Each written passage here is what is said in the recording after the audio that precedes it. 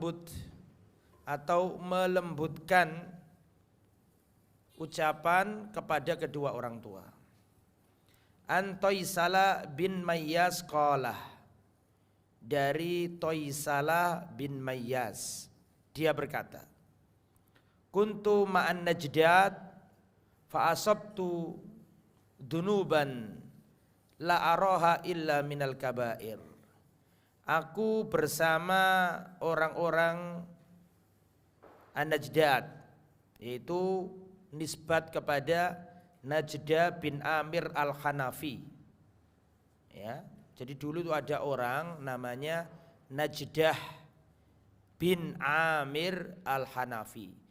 Anak keturunannya disebut An-Najdat. Aku bersama orang-orang Najdat.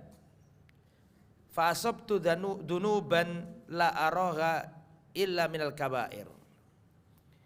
Aku melakukan dosa dan tidaklah aku melihat dosa ini kecuali menurutku ini dosa besar. Ini dosa besar ini.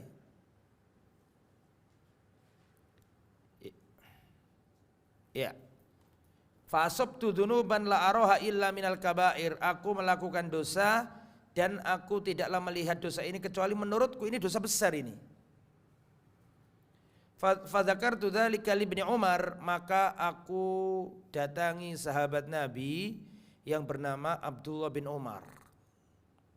Dan aku bertanya kepada beliau tentang dosa yang aku lakukan ini. Tentang dosa besar yang aku lakukan ini. Maka Abdullah bin Umar menjawab, "Mahia, dosa apa yang kamu lakukan itu?" Qultu, aku katakan kepadanya, "Kadza wa kadza." Aku melakukan dosa ini, begini. Maka dijawab sama Abdullah bin Umar, lasta hadhihi minal kabair. Yang kamu lakukan itu bukan termasuk dosa besar. Hunna tis'un, karena dosa besar itu 9. Kata siapa ini? Jadi ceritanya begini nih. Ada orang namanya Toisala bin Mayyas. Toisala bin Mayyas ini datang ke sahabat Nabi Abdullah bin Umar setelah melakukan dosa. Menurut pandangannya dosa yang ia lakukan itu dosa besar. Jadi dia takut. Maka dia ingin solusi. Dia datang ke sahabat Nabi namanya Abdullah bin Umar. Wahai Abdullah bin Umar, aku telah melakukan dosa besar. Dijawab sama Abdullah bin Umar, dosa apa itu? Maka dijawab, aku melakukan dosa ini. Kata Abdullah bin Umar, laisat hadhi minal kabair. Dosa yang kamu lakukan itu bukan dosa besar. Karena dosa besar itu 9 jumlahnya. Yang kamu lakukan enggak masuk. Apa saja 9 itu? Silakan dicatat. Yang pertama, al-isyraku billah. Berbuat syirik. Menyekutukan Allah. Yang kedua, wa qatlun nasmah. Membunuh nyawa. Yang ketiga, al-firar minaz zakhf. Lari dari medan perang, lari dari medan jihad. Yang nomor 4, wa qadhful muhsanat. Menuduh berzina, menuduh perempuan baik-baik berzina. Ada perempuan baik-baik, menutup auratnya, menjaga kehormatannya, lalu dituduh berzina. Ini nomor berapa tadi? 4. Yang nomor 5, wa aklur riba. Makan harta riba. Yang nomor 6, wa aklu malil yatim, makan hartanya anak yatim. Nanti saya jelaskan, ini baca dulu ini. Nomor berapa?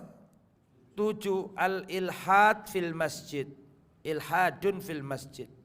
Penyimpangan di dalam masjid. Penyimpangan permusuhan, kedoliman di dalam masjid. Nomor 8, walladzi yastaskhir, orang yang yastaskhir. Yastaskhir ini maknanya ada dua. Maknanya ada dua yastaskhir ini.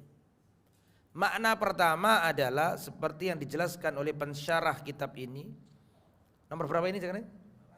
Nomor 8, orang yang yastaskhir.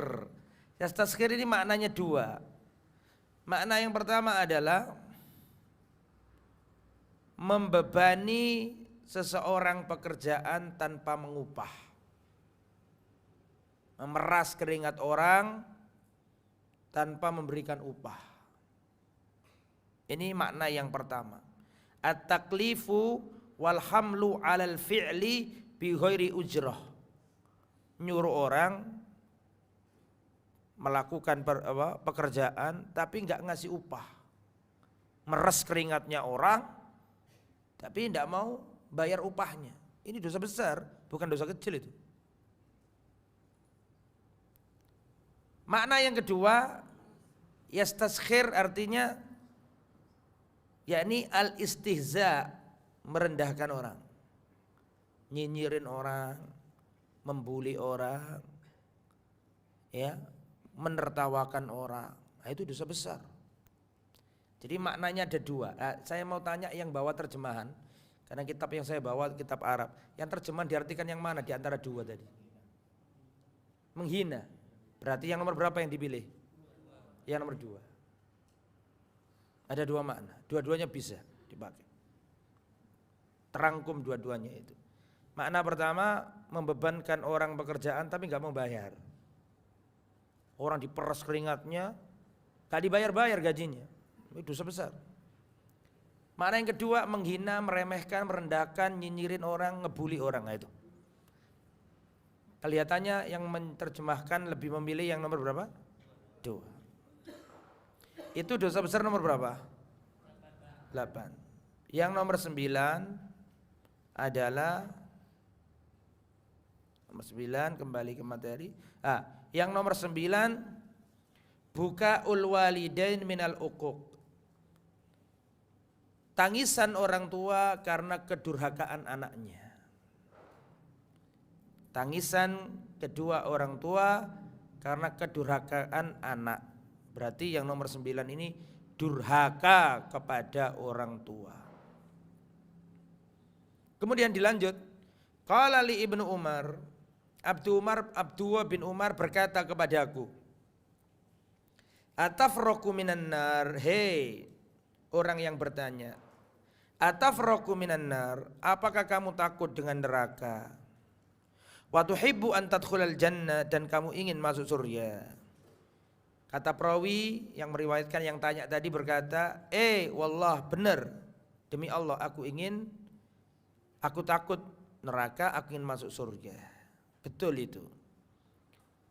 Kalau begitu aku tanya kepadamu, kata Ibnu, kalau memang benar kamu takut neraka, kalau memang benar kamu ingin surga, aku tanya kepadamu, ahayyun walidaka, apakah kedua bapak ibumu masih hidup? Qultu, maka aku jawab, indi ummi, aku masih punya seorang ibu. Bapakku tidak ada, tapi ibuku ada. Maka diterangkan sama Abdullah bin Umar, fa wallahi, demi Allah, lau alanta lahal kalam, kalau engkau lemah lembutkan suaramu di depan ibumu, wa at'amtaha ta'am, dan kamu beri dia makanan, la tadkhulanna al jannata ma ijtanabtal kabair. Kata Abdullah bin Umar, demi Allah seandainya engkau lemah lembutkan ucapanmu kepada ibumu, kau beri dia makanan yang bagus-bagus, kau akan masuk surga selama engkau tidak melakukan dosa besar. Ini hadis ya yang pertama dalam materi kita kali ini. Pelajaran apa yang bisa dipetik dari hadis yang kita baca ini? Yang bawa kitabnya ditulis ya, pelajaran-pelajarannya ini yang lebih penting. Pelajaran-pelajaran dari hadis yang kita baca tadi itu. 1. Is'alu ahlal ilmi. Tanyakan ke ahli ilmu kalau kamu enggak paham. Atau pelajaran pertama, keutamaan bertanya kepada ahli ilmu. Ini pelajaran pertama. Bertanya kepada ahli ilmu. Ini penting ya. Jadi kalau punya masalah, tanyakan ke ahlinya. Kalau masalahnya itu masalah kesehatan, tanyakan ke dokter. Kalau masalahnya itu masalah ya saluran kabel listrik di rumah itu mati, ya, tanyakan ke ahlinya. Tapi kalau agama, ya, tanyakan ke ahlinya, jangan tanya ke yang lain. Ya. Sama orang ini melakukan dosa. Setelah melakukan dosa dia bingung. Gimana cara tobatnya ini? Maka dia datang ke Abdullah bin Umar karena memang Abdullah bin Umar ini ya termasuk pemukanya sahabat. Ketika sahabat-sahabat senior sudah wafat, Abu Bakar wafat, Umar wafat, Utsman wafat, Ali wafat, sahabat-sahabat senior yang sudah wafat, maka Abdullah bin Umar ini menjadi di antara tokoh sentral para sahabat, ditanyai para tabi'in. Maka tabi'in tanya ke beliau, namanya Toisalah bin Mayyaz. Wahai Abdullah bin Umar, aku melakukan dosa dan menurutku ini dosa besar. Maka dijawab sama Abdullah bin Umar, dosa apa yang kamu lakukan? Dijawab sama dia, aku melakukan dosa begini. Maka dijawab sama Abdullah bin Umar, lah itu bukan dosa besar. Dosa besar itu berapa tadi? 9. Jadi pelajaran pertama, pentingnya bertanya ke ahli ilmu supaya dituntun. Dan jangan salah bertanya. Karena salah bertanya nambahi dosa, gak nambahi kebaikan. Dalam kitab Riyadhus Shalihin bab taubat diceritakan ada orang membunuh 99 nyawa. Dia ingin bertobat, tapi salah tanya.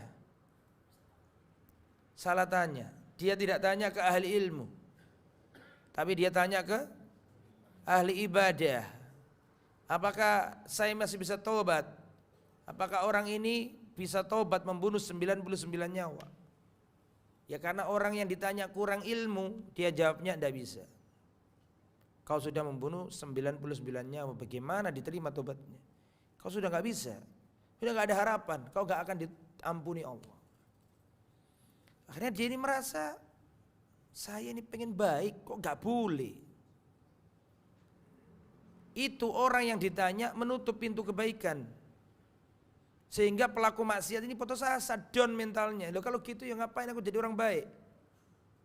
Dibunuh. Yang ditanyai malah dibunuh. Kalau tobat, lapor tadi orang api, enggak oleh. Bunuh pisan, berapa? 100. Gara-gara salah tanya. Padahal niatnya api. Niatnya bagus. Pengen memperbaiki diri. Tapi salah tanya. Artinya di situ pilihlah guru yang baik. Ya, guru yang mengajak panjenengan dekat kepada Allah Subhanahu wa taala. Ini dibunuh 100 lengkap. Terus baru setelah itu ditunjukkan ahli ilmu. Kalau tadi kan ahli ibadah yang kurang ilmu. Ditunjukkan ke ahli ibadah, ini orang membunuh 100 nyawa. Apakah masih bisa diterima tobatnya? Kata ahli ilmu ini bisa. Innallaha yaghfiru dzunuba jami'a. Allah itu mengampuni dosa-dosa. Selama belum terjadi dua hal, pasti diterima tobatnya oleh Allah. Ngerti ilmu dia. Pertama, sebelum nyawamu di kerongkongan.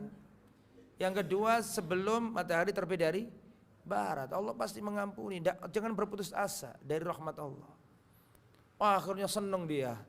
Dapat fatwa yang bagus, yang elegan, yang bagus ini. Dengan syarat kau harus tinggalkan negerimu yang rusak, negerimu yang jelek, hijrahlah ke negeri-negeri yang baik. Akhirnya dia tinggalkan komunitas lamanya, dia pindah ke negeri yang lain, mencari komunitas baru yang baik, menyembah Allah di sana. di tengah jalan dia meninggal. Dan Allah catat kebaikan, Allah masukkan ke surga, Allah ampuni. Nah ini penting, orang kalau habis melakukan maksiat, ingin menjadi baik, jangan sampai kehilangan kompas. Dekatilah ahli ilmu, minta pituduh, minta petunjuk, agar diarahkan kemana dia melangkah. Nah ini pelajaran pertama, pentingnya apa tadi? Bertanya ke ahli ilmu. Pelajaran yang nomor 2, ya, pelajaran yang nomor 2 adalah menutup aib. Menutup aib. Diambil dari mana ini? Tolong dijawab. Kok ada pelajaran nomor 2 menutup aib? Yang mana? Di dalam hadis tadi itu loh, pelajaran pertama kan pentingnya bertanya ke ahli ilmu, itu kan jelas. Orang ini datang ke Ibnu Umar, gitu. Nah, kok muncul pelajaran nomor 2? Apa tadi nomor 2 tadi? Menutup aib, pentingnya menutup aib. Dari mana? Hah? Iya, ini orang tabi'in ini ketika menceritakan hadis ini, dia enggak terus terang apa dosa yang dia lakukan. Aku tanyakan ke Abdullah bin Umar, aku berbuat dosa ini. Waktu nyeritakno itu loh. Karena itu enggak penting, yang beliau ingin sampaikan adalah ucapannya Ibnu Umar bahwa dosa besar ada berapa tadi? Beliau fokus di situ, enggak fokus nyeritakno aib. Bisa dipahami enggak maksudnya? Tadi kan dia ngomong, wahai Abdullah bin Umar, aku melakukan dosa ini, aku melakukan dosa yang menurutku itu dosa besar. Loh, dosa apa? Aku melakukan ini. Ketika ngomong sama Ibnu Umar bukan ngomong ini, aku melakukan ini. Ya enggak. Ketika ngomong ke Ibnu Umar ya terus terang. Cuman ketika menyampaikan riwayat ini kepada manusia lain, menyamarkan. Ini bisa dipahami enggak kira-kira? Ya. Ketika sama Ibnu Umar yang ngomong terus terang, cari solusi kok. Iya dah? Nah, tetapi ketika meriwayatkan ke manusia lainnya, dia tutup. Memang gitu. Man satara musliman satarallahu yaumal qiyamah. Barang siapa menutup aib seorang muslim, Allah tutup aibnya pada hari kiamat. Dirinya juga muslim. Kalau orang lain aja disuruh nutup aibnya, apalagi diri sendiri. Makanya enggak boleh orang itu terus tobat, hijrah, buka forum, cerita masa lalunya, dulu saya berzina, dulu saya itu. Enggak boleh itu. Enggak boleh. Sahabat ini disamarkan, enggak boleh. Dulu saya masih muda, dulu sebelum hijrah saya berzina, dulu saya mabuk-mabukan. Enggak usah, tutup aibmu itu. Allah sudah menutupnya, kenapa kamu bongkar sendiri? Man satara musliman satarallahu yaumal qiyamah. Jadi nggak boleh ceritakan aib-aib diri sendiri, nggak boleh. Nah ini ya pelajaran nomor, pelajaran nomor 3, boleh membuka aib ketika minta fatwa. Pelajaran nomor berapa ini? Pelajaran nomor 3. Di antara waktu boleh membuka aib adalah meminta fatwa. Diambil dari mana? Diambil tadi. Itu kan menceritakan aib dirinya, tapi tujuannya bukan sesuatu yang negatif, tujuannya dia ingin memperbaiki diri. Bagaimana dokter bisa mengobati kalau dokter enggak punya enggak ngerti penyakit yang dialami oleh pasiennya. Maka dia terus terang ke Ibnu Umar, aku ngelakuin itu ini. Seperti yang dilakukan oleh Hindun ini datang ke Nabi, ya Rasulullah, suamiku itu pelit, enggak ngasih belanja yang cukup untukku dan untuk anakku, pelit. Apakah boleh saya ngambil hartanya ya Rasulullah? Kata Rasulullah enggak ngomong ini. Kejelekan suamimu kok diceritakan ke orang. Nabi enggak ngomong gitu. Karena ini perempuan sedang minta fatwa. Maka Nabi mengatakan khudhi ma yakfiki wa waladiki bil ma'ruf. Ambillah, boleh kamu ambil kalau dia mendolimimu, enggak ngasih belanja padahal dia punya uang, boleh kamu ambil. Bil ma'ruf, dengan cara yang ma'ruf, yang baik, jangan boros. Jangan dolim, hartanya suami kamu ambil, jangan. Yang ma'ruf, yang saya enggak mengatakan secukupnya, karena secukupnya menurut ibu-ibu sosialita itu beda. Paham gak maksudnya? Makanya aku gak mau pakai kata-kata secukupnya. Secukupnya menurut sopo iki. Betul gak? Ya, yang ma'ruf, yang bagus begitu. Tanpa mendolimi suami. Datang juga seorang wanita, ya Rasulullah, telah melamarku 2 orang. Aku dilamar 2 orang ya Rasulullah, Abu Jaham dan Muawiyah. Kata Rasulullah sallallahu alaihi wasallam, adapun kalau Abu Jaham dia suka mukul wanita. Adapun Muawiyah miskin, enggak punya apa-apa dia. Rasulullah membuka aib enggak? Buka aib, tapi boleh karena dalam ini ada orang minta fatwa. Nah itu G. Pelajaran nomor berapa itu? Sekarang nomor tadi nomor 3. Ucapan nomor 4 sekarang. Ucapannya Abdullah bin Umar, dosa besar itu ada berapa tadi? 9. Ini bukan pembatasan. Karena dosa besar itu enggak hanya 9. Ini belum disebut zina. Betul toh? Ini belum disebut mencuri. Ini belum disebut minum minuman keras, belum. Sehingga ucapan Ibnu Umar ini enggak bisa dimaknai pembatasan. Bahkan Al-Imam Al-Zahabi rahimahullah punya kitab namanya apa? Al-Kabair. Itu ada berapa? Berapa? 70-an sekian dosa besar. Nah sekarang saya mau tanya ke bapak-bapak, ibu-ibu, apa sih perbedaannya dosa besar sama dosa kecil? Apa parameternya? Dosa besar dengan dosa kecil. Apa dosa besar itu? Apa dosa kecil itu? Nggih, Pak? Dosa besar ada ancaman. Terus kalau kecil enggak ada ancaman. Begitu nggih? Gimana? Dosa besar ancamannya sudah dijelaskan.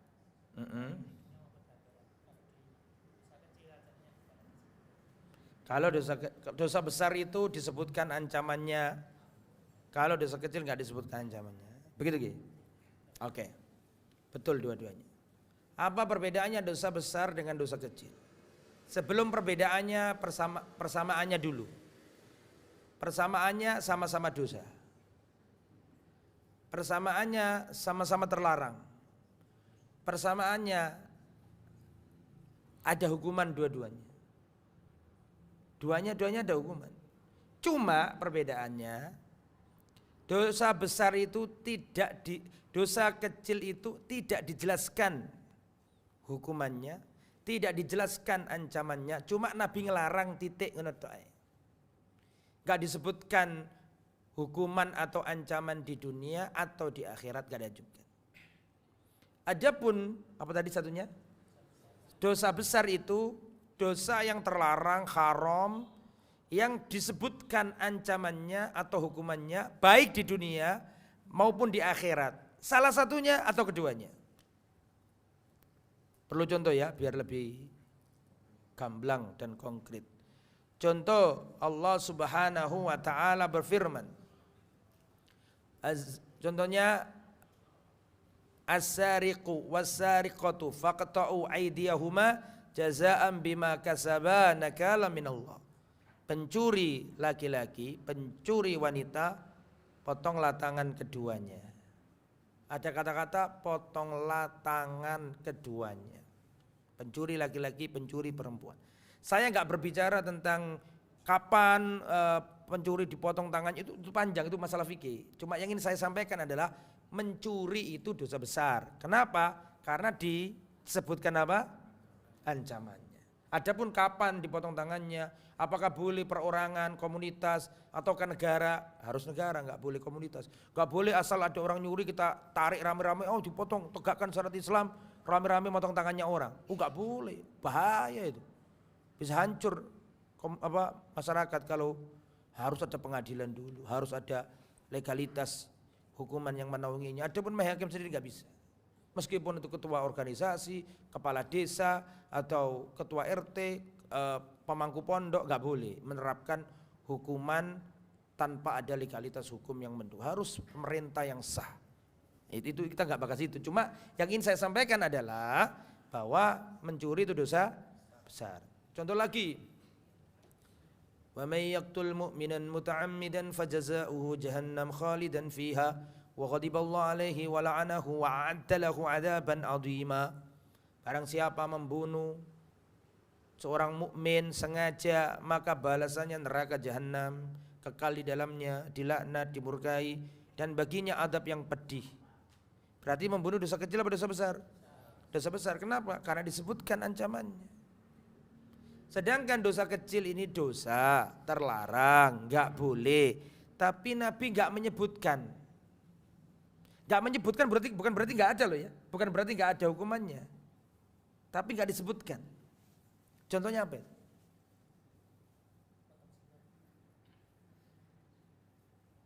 Contohnya rasani dosa besar, Pak. Ada ancamannya. Ngerasani itu kata Rasul seperti makan bangkai muslim. Dosa besar. Ngerasani bukan dosa kecil. Dosa gede, Pak. Karena berkaitan dengan hak orang. Sampeyan lihat setiap dosa yang berkaitan dengan hak muslim lainnya mesti dosa gede. Ojo remeno. Bahkan Rasulullah mengatakan seorang perempuan disebutkan banyak puasanya, banyak sholawatnya, banyak sholatnya, banyak sedekahnya, hanya saja sering menyakiti tetangganya. Kata Rasulullah, iya finnar. Meskipun sholatin nemen, posoni nemen, sedekahnya nemen. Dosa yang berkaitan dengan hak anak Adam gede, Pak. Hati-hati. Sampai nek nglakoni dosa yang berkaitan dengan hak Allah, sampean tobat mari wis. Tapi nek berkaitan sama hak anak Adam, meskipun sampean tobat enggak iso diampuni.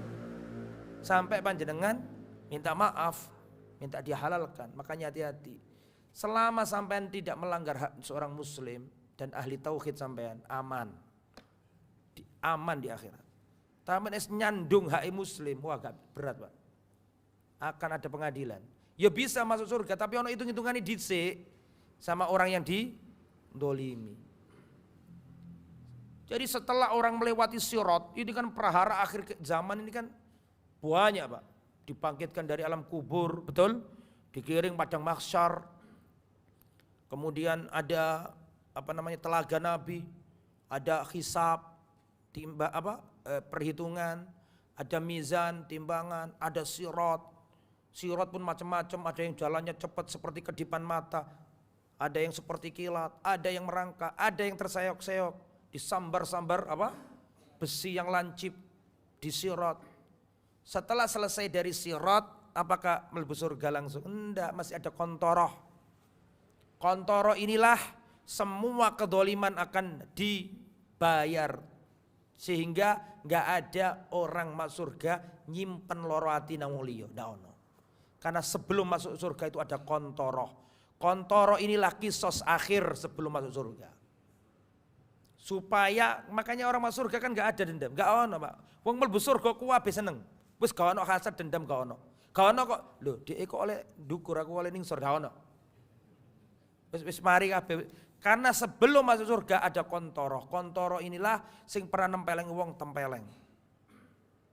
Yang pernah utang piutang, sangkut-sangkutan tuh di situ. Sehingga masuk surga itu benar-benar putih, tidak boleh ada sangkut paut dengan hak anak Adam.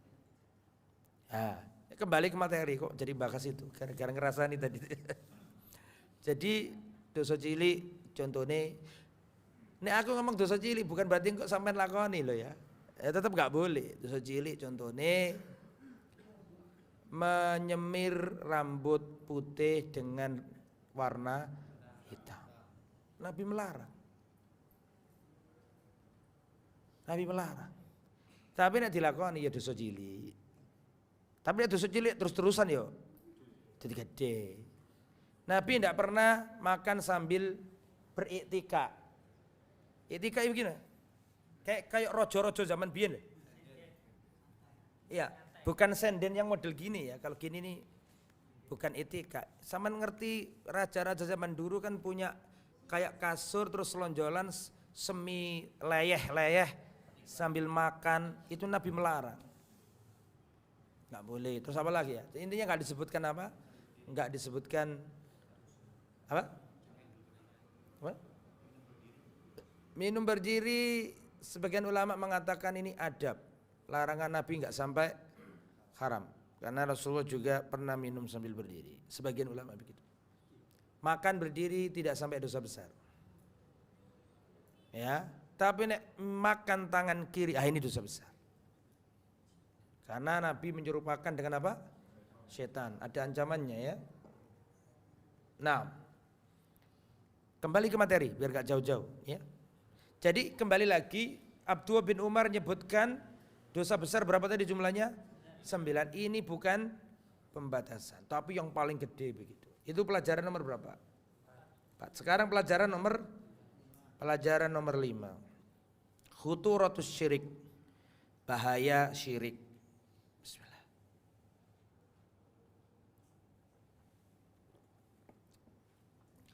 Bahaya berbuat kesyirikan. Bapak Ibu yang dirahmati oleh Allah, sering saya sampaikan dan ini sering saya ulang-ulang terus. Perhatikan saya.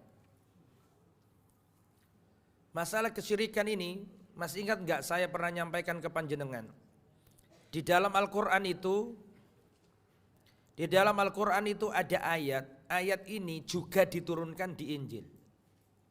Juga diturunkan di Zabur, juga diturunkan di Taurat, juga diturunkan di Suhuf Ibrahim, juga diturunkan di kitab-kitab suci yang diberikan kepada para nabi terdahulu. Di dalam Al-Qur'an itu ada ayat, dan ayat ini juga diturunkan kepada Nabi Musa, Nabi Isa, Nabi Nuh, Nabi Ibrahim, Nabi Idris, dari Adam sampai Nabi Muhammad. Setiap nabi pasti kejata satu ayat ini. Nabi datang silih berganti, tapi ada ayat tidak pernah Allah ganti. Kitab suci datang silih berganti, tapi ada satu ayat tidak pernah Allah ganti. Surat apa, ayat berapa? Ibu-ibu sudah hafal, senang hatiku nek usah hafal ini. Az-Zumar ayat berapa? 65. Saya bacakan, perhatikan. Walaqad uhiya ilaika wa ilal ladina min qablika, sungguh telah diwahyukan. Walaqad uhiya, sungguh telah diwahyukan kepadamu wahai Muhammad, wa ilal ladina min qablika, dan nabi-nabi sebelummu. Apa itu? La in asyrakta la yahbatonna amaluka. Kalau kamu melakukan kesyirikan, hancurlah amalan. Ini ayat nggak pernah diganti sama Allah. Syariat diganti, Pak. Sholatnya kita dengan sholatnya Nabi Musa beda, gitu. Syariatnya Nabi Musa sama syariat kita beda. Syariatnya Nabi Isa sama kita beda. Tapi nek urusan akidah podo kabeh. Gak oleh ngelakoni apa? Kesyirikan. Nah ini pelajaran nomor 5. Bahaya syirik.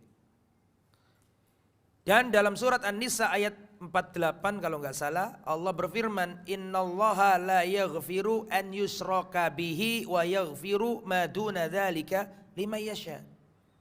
Allah tidak mengampuni dosa syirik, tapi Allah mengampuni dosa selain dosa syirik. Selain syirik masih bisa diampuni, tapi kalau sudah syirik nggak mungkin diampuni. Kan kemarin saya kasih perumpamaan.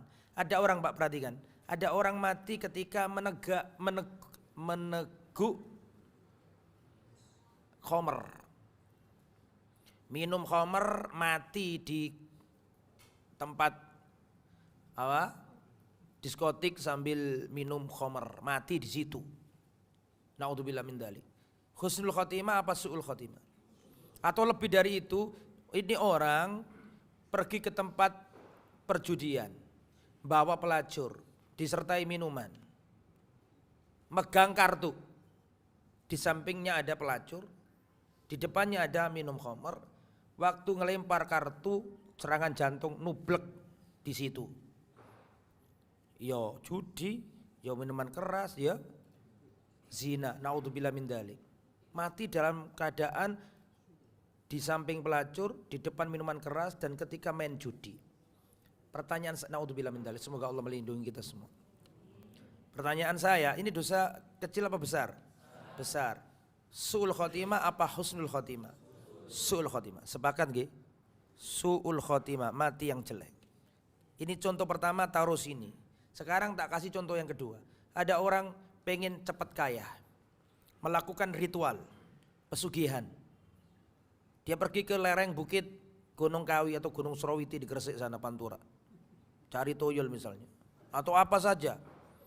Maka ada ritual-ritualnya, bawa kembang sekian, bawa hewan warna hitam, disembelih, kemudian ada mantranya. Terus dia membuat ritual di tempat itu. Kemudian setelah turun kebreset mati, Pak. Mati di tempat ritual kesyirikan. Saya mau tanya, dosa besar apa dosa kecil? Husnul khotimah apa su'ul khotimah? Oke, sekarang bandingkan dengan yang pertama tadi. Ini dosa besar, ini dosa besar. Ini su'ul khotimah, ini su'ul khotimah. Tapi di sisi Allah sama apa beda? Beda. Ini yang pertama, ini dosa besar, terancam neraka. Tapi sholatnya belum dihapus Allah. Bakti kepada orang tua masih ada catatannya. Betul? Sedekah siri yang gak diketahui orang masih ada catatannya. Ya, amal-amal soleh masih ada, belum dihapus. Tapi sing nomor loro ini, ketika dia membuat penyembahan kepada selain Allah, la in asrakta la yahbatanna amaluka. Kalau kamu melakukan kesyirikan, hancurlah amal. Umrohi, sodakoi, haji bolak-balik, entek, zong, kosong. Nah, ini hati-hati. Yang nomor pertama masih berlaku mizan, betul apa enggak? Masih berlaku, memang dosa gede iya, terancam neraka iya, tapi dia masih memungkinkan dapat syafaat. Masih ada timbangan amal, betul apa enggak? Dan iki apa nih yang ditimbang? Protol kabeh kok. Inilah makanya hati-hati dengan kesyirikan. Naudzubillah min dzalik. Dan sampean enggak oleh bosen ngaji tauhid. Kenapa? Kurang apa dengan Nabi Ibrahim? Saya mau tanya, Nabi Ibrahim itu siapa? Nabi, julukannya apa? Khalilur Rahman, kekasih Allah. Sampean tahu di antara doanya Nabi Ibrahim. Di antara doanya Nabi Ibrahim adalah wajnubni wa baniya an na'budal asnam. Jauhkanlah aku dan jauhkanlah anak keturunanku dari kesyirikan menyembah selainmu, menyembah berhala ya Allah. Tolong jagon aku ya Allah, jagalah aku, panjenengan jaga kula ya Allah, dan anak turun kula saking ngelampai kesyirikan. Padahal Nabi Ibrahim itu nabi loh. Punya anak Ismail jadi nabi. Punya anak lagi Ishak jadi nabi. Ishak punya anak Yakub jadi nabi. Yakub punya anak Yusuf jadi nabi. Nabi bin nabi bin nabi bin nabi. Ngono ku sik wedi karo kesyirikan. Lah sampean duduk nabi, bapak sampean duduk nabi, bae sampean duduk nabi, buyute sampean tambah kablas. Maka kita lebih harus takut dengan kesyirikan.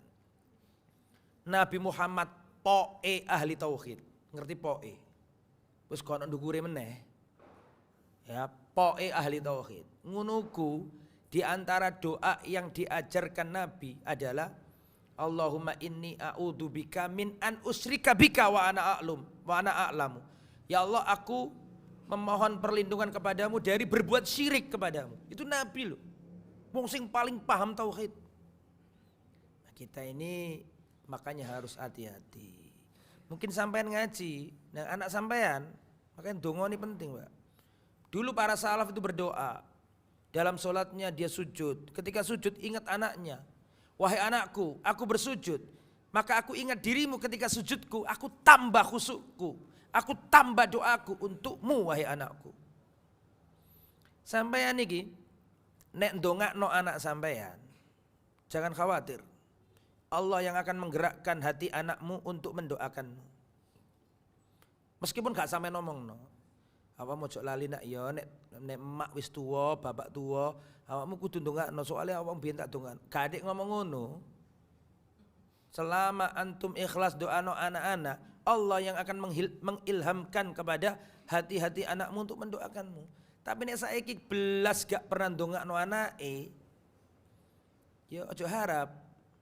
Makanya perhatikan di antara doa ini, perhatikan. Di antara doa ini, perhatikan. Allahumma gfirli wali walidayya warhamhuma kama rabbayani shaghira. Perhatikan saya. Doa ini sering disampaikan oleh penceramah, ustadz, kiai, pentingnya bakti nang wong tua. Betul? Betul apa enggak? Tapi kalau kita mau jeli, justru dalam doa ini ada perintah untuk seorang tua harus memelihara anak. Kebanyakan dianggap doa ini dari anak ke bapak. Justru doa ini di dalam itu ada anjuran orang tua harus jeli dan memperhatikan anaknya. Kenapa? Perhatikan. Karena dalam ayat dikatakan, dalam hadis ini dikatakan, perhatikan, Allahumma gfirli, ya Allah ampunilah dosaku. Wali walidayya, dan kedua orang tuaku. Perhatikan, warhamhuma, berikan kasih sayangmu kepada warhamhuma, berikan kasih sayangmu kepada keduanya ya Allah.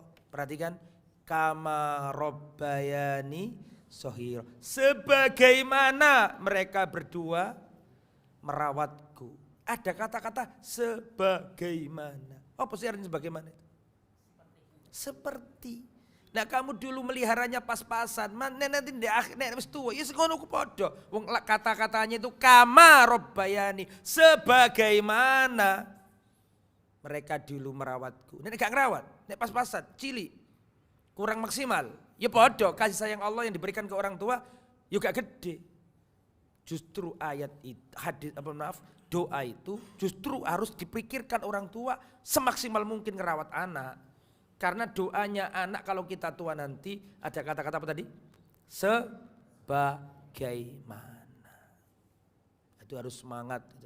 At-tufulatu la turja. Masa kecil tidak akan kembali. Masa kecil tidak akan kembali.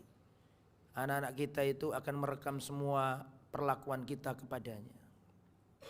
Dan masa kecil itu akan berjalan dengan cepat. Maka tanamkanlah di memori anakmu hal-hal yang indah tentangmu. Agar nanti kalau kau tua anakmu paham bahwa engkau sangat mencintainya. Ini penting ya. Nabi itu enggak menyepelekan pendidikan anak. Kullu mauludin yuladu ala fitrah. Setiap anak Adam lahir dalam keadaan fitrah. Fa abawahu yuhawidanihi. Bapak ibunya yang menjadikan anak ini Yahudi. Au yunassiranihi, menjadikan anak ini Nasrani. Au yumajjisanihi, atau menjadikan anaknya Majusi. Maka bertakwalah kepada Allah dalam mendidik anak-anak kita. Oke, selesai. Kalau diluaskan luas itu masalah syirik ini. Kita anggap selesai. Ini pelajaran nomor 6. Nggih. Qatlun nas, larangan membunuh nyawa. Wah, ini dosa gede, Pak. Membunuh nyawa ini hati-hati. Dosa perhatikan. Dosa itu ada dua, yang kaitannya sama hak Allah dan dosa yang kaitannya sama hak anak Adam. Betul? Dan dalam riwayat nanti yang pertama kali disidang atau yang pertama kali diadili yang berkaitan dengan hak Allah adalah sholat. Saya ulangi. Dosa itu kan ada dua. Ada yang kaitan sama haknya Allah, ada yang kaitannya sama hak anak Adam. Dan nanti di akhirat itu, yang pertama kali disidangkan perkara, kalau itu berkaitan dengan hak Allah, maka jawabannya sholat. Tapi kalau kaitannya sama hak anak Adam, pertama kali yang digelar perkaranya sidang adalah urusan darah. Nek urusan hak anak Adam pertama kali disidang darah. Nek urusan sama haknya Allah yang pertama kali disidang apa? Sholat. Makanya hati. Sholat ini luar biasa, harus hati-hati kita. Ya, sholat ini kewajiban yang paling wajib. Saking bedanya sholat dengan ibadah yang lain, sampai-sampai ketika turun ayat, ini bukan nabinya yang dapat ayat, tapi nabinya yang diangkat ke langit. Kan gitu ya. Kalau yang lain kan turun ayat, nabi di bumi toh, zakat, puasa, turun lalu Jibril. Tapi nek sholat enggak, nabi ini sing diangkat. Saking daksate perintah sholat. Jadi jangan sembarangan membunuh nyawa, menumpas nyawa. Saya pernah nyampaikan dulu kajian di Polres Lamongan. Saya ingatkan tentang qatlun nafsi. Hati-hati dengan membunuh nyawa. Ya, jangan sampai kita permudah. Maksudnya kan penjahat kan macam-macam ya. Intinya selama sebisa mungkin jangan gampang membunuh. Tapi kalau dia nyerang, membawa senjata itu beda lagi kasusnya. Tapi kalau selama masih bisa dilumpuhkan, jangan gampang membunuh nyawa. Ini bahaya. Membunuh nyawa itu, Pak. Surat apa sih? Surat apa itu? Wa may yaqtul mu'minan muta'ammidan fajaza'uhu jahannam. Barang siapa membunuh mukmin sengaja, fajaza'uhu jahannam. Balasannya neraka jahannam. Wa ghadiballahu alaihi khalidan fiha, kekal di dalamnya. Wa ghadiballahu alaihi, Allah memurkainya. Wa la'anahu, Allah melaknatinya. Wa a'adda lahum adaban adzima, dan baginya adab yang besar. 5 ancaman bagi orang yang membunuh. Hati-hati. Pelajaran nomor 7, al-firar minaz zakhf. Lari dari medan jihad, lari dari peperangan. Misalnya ada pemerintah yang sah mengumandangkan jihad. Misalnya ada agresor kayak dulu zaman dulu Belanda datang, ya, menduduki bumi Surabaya, kemudian pemimpin negeri ini mengumandangkan jihad misalnya, itu nggak boleh lari. Kecuali orang-orang yang lemah, wanita, orang tua itu beda lagi. Tapi kalau yang muda-muda harus membela negara. Kalau sudah dimaklumatkan perang nggak boleh lari. Ya nggak boleh lari. Seperti orang munafik itu waktu perang Uhud, pertama yang ikut perang 1.000 orang, Pak. Sudah kelihatan musuh kafir Quraisy datang, belot 300 orang. Balik pulang. Berarti jumlah muslimin aslinya 1.000 jadi berapa? 700. Orang kafir jumlahnya 3.000. 3.000 melawan 700. Itu ciri khasnya orang munafik di zaman Nabi itu gitu. Elok perang, waktu ketemu musuh balik mulai. Tujuannya ngedonkan mental para sahabat Nabi. Nah ini nggak boleh. Itu dosa besar. Nomor 7. Pelajaran nomor 8. Pelajaran nomor 8, qadful muhsanah. Larangan menuduh berzina terhadap perempuan baik-baik. Oh, dosa besar nih. Dosa besar. Misalnya ada dasar pelacur kamu itu. Wah, itu bahaya omongan itu. Itu dosa besar loh. Qadful muhsanat. Ya. Dalam hudud, dalam istilah fikih, menuduh berzina itu qadzaf. Qadzaf. Maka zina itu tidak bisa terbukti kecuali dengan 2 cara. Cara yang pertama dengan al-i'tiraf, pengakuan. Misalnya ngomong aku berzina. Cara yang kedua dengan syuhud, saksi. Dan itu harus berapa saksi? 4 saksi dan harus cowok.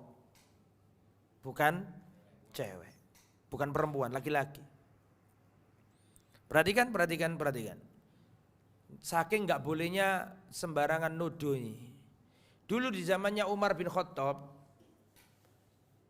ada seorang sahabat Nabi, Pak. Namanya Abu Bakrah. Bukan Abu Bakar loh ya, beda lagi. Abu apa tadi? Abu Bakrah. Abu Bakrah ini menurut sahabat Nabi yang lain berzina, menurut dia. Maka dia mencari saksi. Setelah itu dia lapor ke Umar bin Khattab. Waktu itu Umar jadi apa? Khalifah. Wahai Amirul Mukminin, wahai Khalifah. Maju Mas.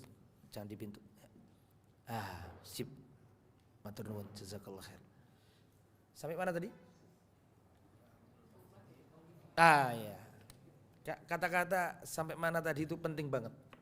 supaya semua konsentrasi lagi. Umar bin Khattab didatangi siapa tadi? Abu Bakrah.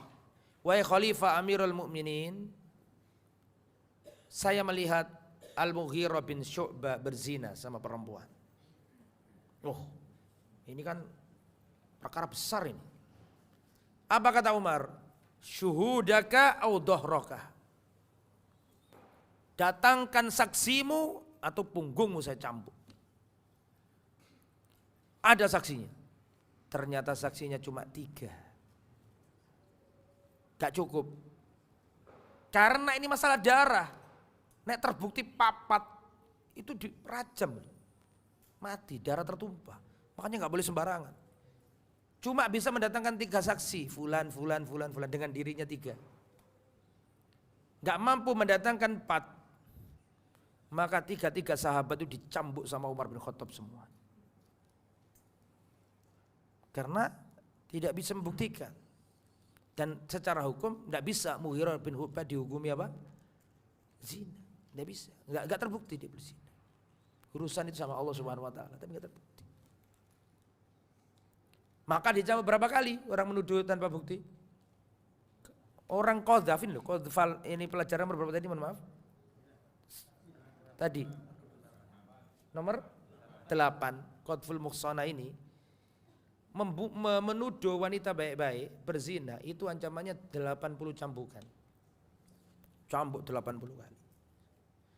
Sampean masih ingat enggak? Di zaman Nabi itu, perhatikan saya, di zaman Nabi itu dulu ada seorang laki-laki namanya Ma'iz. Dia datang ke Nabi, ya Rasulullah aku berzina. Enggak langsung ditanggapi Nabi. Nabi melengos. Ulio, tobato, ojo ngomong. Datang lagi, ya Rasulullah aku ini berzina. Irji istaghfir tub ilallah. Ojo ngomong, mulio, tobato, wis ojo ngomong. Sampai berapa kali? 3 kali 4 kali. Sampai berulang-ulang kali, antara 3 atau 4 kali.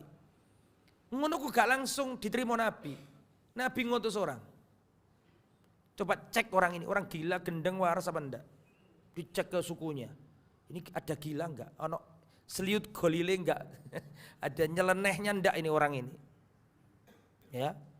Sampai diteliti, ini enggak ada gilanya ya Rasulullah. Ya. Coba kamu pegang-pegang, enggak saya berzina ya Rasulullah. Sudah akhirnya dirajam sama sahabat. Dirajam sama sahabat, Pak. Waktu dirajam ini kelaran. Loro, gak kuat, melayu. Dikejar sama sahabat sampai wafat. Marah Rasulullah. Kenapa kalian kejar? Barangkali Allah mengampuni dia istighfar kepada Allah, minta ampun. Kenapa? Karena ini pengakuan, bukan persaksian. Kalau persaksian dikejar, kalau pengakuan gak dikejar. Karena orang kalau melarikan diri atau menarik, itu artinya dia mengurungkan pengakuannya. Makanya orang ini gak ditanya, kamu zina sama siapa? Gak ditanya, karena pengakuannya gak ngefek. Sampean paham gak maksud saya? Saya mau tanya, ada gak orang berzina dengan dirinya sendiri? Kan gak ada. Betul apa enggak? Namanya berzina mesti orang gandengan nih, betul apa enggak? Nabi kan gak ngomong sama Ma'iz sini. Kamu ini sama siapa zinanya? Sekalian tak rajam pisan sing wedoke. Nabi gak tanya. Kenapa gak tanya? Karena seandainya dia ngomong pun, kekuatan dia ngomong ini gak bisa untuk menghukum wanita ini. Karena kamu cuma 1. Kamu bisa ngaku untuk dirimu. Tapi kalau sudah untuk mengatakan orang lain ini berzina, kamu butuh 3 saksi. Dengan dirimu berarti berapa? 4. Bisa dipahami saya? Makanya Nabi gak tanya ke Ma'iz. Sopo sih? Apa karo sopo? Gak kayak sampean iki nek ono berita kan kue pune kan. Karo sopo? Oh Nabi yang punya kendali hukum lo gak takon. Karena memang gak ngangkat pengakuan orang ini. Saking bahayanya apa tadi menuduh berzina. Karena hukumannya berat, Pak. Jadi bedanya itu kalau pengakuan, ikrar. Makanya sampean pernah dengar ceritanya seorang wanita homidia mengaku zina. Masih ingat? Berapa kali ditolak Nabi, sudah tobat atau ojo ngomong awakmu iki. Tapi berhubung bolak-balik sampai Nabi ya wis nek ngono, tungguin sampai anakmu lahiran. Kan gitu kan? Karena sudah bobot itu. Dan lahiran lo berapa bulan? 9 bulan, betul? Masa 9 bulan cukup enggak untuk mengubah imannya seorang? Tolong dijawab. Cukup. Bisa saja 9 bulan gak balik ke Nabi. Dan seandainya gak balik, gak ditanyain Nabi, gak dicari Nabi. Karena pengakuan. Bukan apa? Persaksian kejar Pak, sampai kena Pak. Hak Allah. Tapi ini pengakuan, terus kok gak balik, berarti dianggap mengundurkan diri dari pengakuannya. Berarti ada unsur mungkin dia itu terpaksa atau kayak gimana. Setelah itu 9 bulan lahiran Pak. Bayinya si merah dibawa kena yumbu merah buka ya Allah alam. Cuman cari wong Jawa kan apa? Si bayi abang si ane kan dibawa ke Nabi ya Rasul sudah lahirnya. Sucikan aku ya Rasulullah. Imannya enggak berubah wanita ini. Pada logikanya kalau sudah melihat anaknya nih, kan rasa cintanya lebih besar. Harusnya dia itu enggak jadi karena sakno anak korek sing nyusoni sapa kan gitu kan. Tapi tetap imannya kokoh datang ke Nabi, sucikan aku ya Rasulullah. Kata Nabi, sabar dulu. Susui dulu 2 tahun. Masa menyusui kan 2 tahun. Lah, masa 2 tahun ini bisa enggak ngubah imannya orang? Sak bisa-bisa ya Pak, wong nduk masjid khusuk kayak gini kok oh yo gitaran iso kok. Hilang khusuk iso. Tapi aja gitaran sampean ya. Iku kan maksud iku iso ngono lho. Wong ku atine molak-malik 2 tahun sampai anaknya selesai menyusui, dibawa ke Nabi, saya sudah selesai ya Rasul. Ini wanita enggak ditanya Nabi, awakmu zina karo sapa sih? Kan enggak ditanya tuh. Karena pengakuan enggak ngefek, kecuali apa tadi? Persaksian. Itu pun berapa? 4. Akhirnya dirajam, Pak. Dirajam, di antara yang merajam adalah siapa? Khalid, darahnya muncrat. Marah Khalid, dimarahi Nabi. Mahlan ya Khalid, pelan ya Khalid. Wallahi wanita ini telah bertobat. Seandainya tobatnya dibagikan ke penduduk Madinah cukup. Ini orang masuk surga karena dosanya. Ada orang ini masuk surga karena dosanya. Terus tobat. Ada orang itu hamba Allah yang keadaannya biasa-biasa. Tapi setelah melakukan dosa semakin tinggi taatnya. Tapi bukan berarti kok tak ngelakuin dosa esat gue tambah ojo ngono. Ada keadaan hamba Allah itu sebelumnya biasa-biasa. Tapi setelah terjatuh pada dosa, dia menjadi orang yang lebih dekat kepada Allah. Dosanya telah membuat dia sadar dan kembali ke Allah. Ada orang yang masuk neraka justru karena amal solehnya. Masih ingat tuh? Yang satu ahli Quran, yang satu ahli sodako, yang satu ahli jihad. Tanya hati-hati ya. Kembali ke materi. Sekarang pelajaran nomor 9. Wa aklur riba. Wah, makan riba. La'anallahu akilar riba wa mukilahu wa katibahu wa hasyahidaihi hum sawa. Allah melaknat orang yang makan riba, yang ngasih makan riba, yang mencatatnya dan kedua saksinya. Semuanya kena laknat. Naudzubillah min dzalik. Riba itu apa Ustaz? Gampangane riba iku ngene, gampang-gampangan ae. Riba itu nyile 1 juta, balik 1 juta selawi. Selawi ku riba. Mesti ku riba. Ya. Itu enggak boleh. Ya, riba ini tidak boleh. Tapi enggak melulu uang riba ini. Contoh ya, kata Nabi kullu qardin jarra naf'an fa wa riba. Ustaz, saya kepepet Ustaz. Tolong saya dibantu. Saya utang duitnya. Butuh berapa Mas? Butuh 20 juta Ustaz. Terus ya sudah Mas, monggo wis kilo tak silih sampean. Wis aja dipikir kapan-kapan sak duwe sampean. Wis gak usah riba, wis padha do wae 20 juta. Cuman aku pengen nikah karo adik sampean. Nah iki riba jenenge. Aku mang keliru lah nggih contoh Ustaz, gak keliru, ulangi, bukan Ustaz, yang lain saja. Sekadung, bismillah. Ya, Mas aku nyele duit Mas, piro? 20 juta. Yes, monggo silakan. Iki gak ada riba, gak ada wis sampean murni aja. Sampean balas berapa? Sampean balik 20 juta. Tapi tolong Pak, aku iso enggak nikah karo adik sampean. Lah iki enggak boleh, riba. Kullu qardin jarra naf'an fa riba. Sampean tak silih di 20 juta wis sak mampune sampean wis padha wae 20 juta gak ada riba. Cuma sawamu tak garape ya. Iki riba. Akad cari untung itu bukan di utang piutang. Akad cari untung itu di sewa menyewa. Ya sekalian aja sewa menyewa. Wis iki aku gak di dhuwit, sampean sewa tanahku wae. Karuan ngono gitu loh. Paham nggih? Tapi nek utang piutang itu akad nolong, bukan akad mentung. Ya. Apa namanya? Utang piutang itu akad nolong. Gak boleh ambil untung di situ. Kalau mau untung ya monggo silakan, ada babnya sendiri, bab sewa menyewa, bab upah, bab ujroh, bab jual beli, silakan cari untung. Memang itu babnya. Tapi nek wis utang piutang gak boleh akad untung, akad nolong. Nah, riba ini bahaya, Pak. Ya, hati-hati. Terus kalau diterangkan panjang riba ya, tapi ini poinnya saja. Nomor berapa sekarang? Pelajaran nomor 10, pelajaran nomor 10. Wa aklu malil yatim, bahaya makan harta anak yatim. Bahaya. Bahaya. Siapa yatim itu? Yatim itu beda, yatim hayawan dengan yatim insan. Yatimnya hayawan itu ditinggal mati ibunya. Kalau hayawan berarti ditinggal mati induknya. Itu namanya yatimul hayawan. Kalau ada hewan kok induknya mati, yaitu hewan ini yatim. Induknya berarti yang cewek apa cowok? Yang betina berarti kan. Soalnya bapaknya kan nggak bertanggung jawab kalau hewan ini. Betul tak? Tapi nek uang yatimnya manusia itu man mata abuhu wa huwa sohir. Ya, menurut Islam yatim adalah bocah cilik belum balik ditinggal mati bapak. Ini anak yatim menurut Islam. La yutma ba'dal bulugh, gak ada keyatiman setelah balik. Jadi kalau sudah SMP kelas 3 atau SMA kelas 1 wis balik, statusnya wis dudu anak yatim.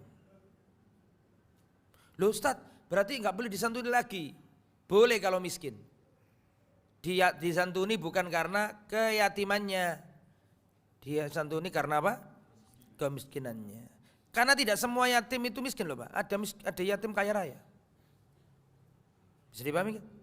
Ya, tergantung bapak mati tinggal warisan sing akeh. Ya, perhatikan. Ada hal sering dianggap makan hartanya anak yatim padahal bukan. Perhatikan saya. Ini butuh kejelian. Ada A nikah sama B. B sudah mati duluan, wis gak dianggap. Tinggal A tok. Bisa dipahami nggih? A ini seorang laki-laki. Punya anak A, B, C, D. Diingat-ingat ya. A suami, istrinya sudah mati duluan, gak usah kita anggap lah. A ini laki-laki. Punya anak apa tadi? Ya, biar urut aja, yang tadi istrinya itu Z lah, anggaplah sudah Z gak ada, Z hilang. Maka anaknya B, C, D, E. Dirinya A, punya anak 4, B, C, D, E. Ternyata si B ini mati. Wis paham? Anak yang pertama lo mati. Terus anak pertama duwe anak, berarti kan cucune si A. Betul? Ibu-ibu bingung? Enggak. Cucunya itu namanya X. Oke, saya hitung sekarang, perhatikan saya. Ini A punya anak B mati B. Betul toh? Anak sing tersisa piro berarti? 3. Apa? C, D, E. Punya cucu tadi yang dari anak A, betul? Yaitu X. Wis ya.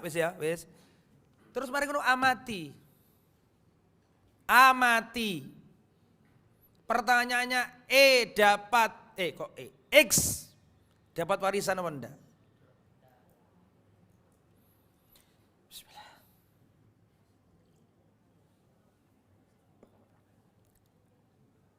Anaknya kan B, C, D, E, betul? B iki mati, Pak. Ninggalno anak yatim. Anak yatim jenenge X. Lah ini A ini kaya raya. Miliarder. Anak wis mati disian, wis dibagi, wis selesai, gak urusan itu kita. Jadi terus ngono amati punya anak C D E, mbek putu jenenge X. Pertanyaannya, X ini dapat warisan enggak?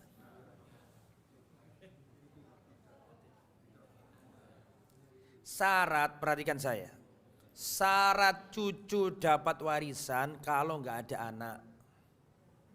Saya ulangi.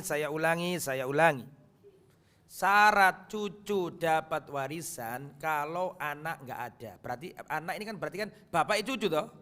Betul apa enggak? Nah, berarti dapat enggak? X dapat enggak?